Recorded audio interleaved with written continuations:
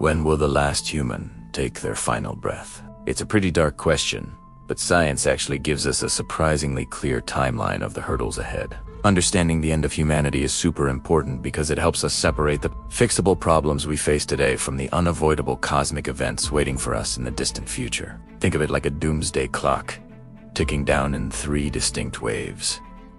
The short-term risks, the biological ceiling, and the ultimate solar deadline. Let's dive in. The first wave, which we could call the anthropogenic risks, is happening right now and over the next 100 to 1,000 years.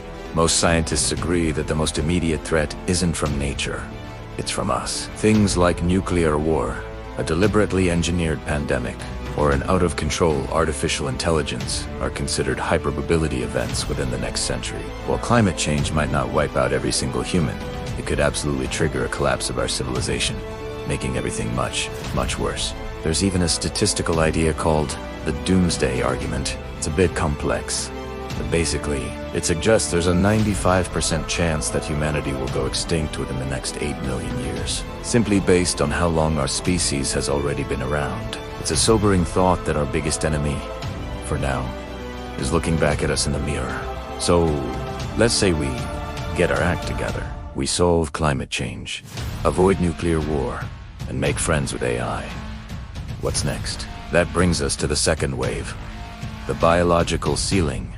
About 250 million years from now, this is where the Earth itself starts to work against us. Our planet's continents are always on the move, and geologists predict that in about 250 million years, they'll all smash together again to form a new supercontinent, sometimes called Pangea Proxima. Imagine a world where nearly all the land is one giant mass. This would create a planet that is mostly scorching hot desert. Climate models for this future show average temperatures soaring to 50 degrees Celsius. That's 122 degrees Fahrenheit. On top of that, all the grinding and mashing of continents would trigger massive volcanic activity, pumping enormous amounts of CO2 into the atmosphere. This would make the planet virtually uninhabitable for creatures like us. Mammals are just not built to shed heat effectively in those kinds of extreme conditions. So even if we survive ourselves, the planet's geology has a deadline for us.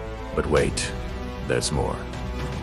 The third and final wave is the solar deadline, and this one is non-negotiable. It's written in the stars, literally, in our star, the sun. The sun is getting older, and as it ages, it gets brighter. It's not a dramatic change, but it's constant.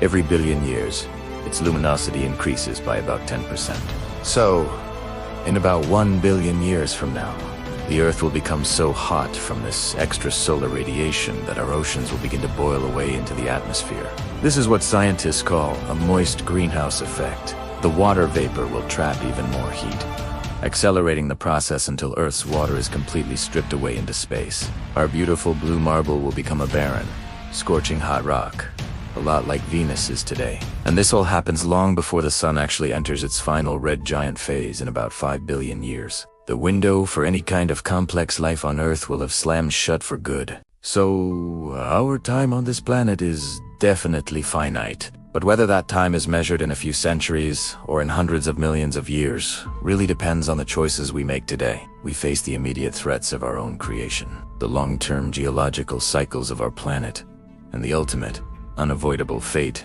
dictated by our star.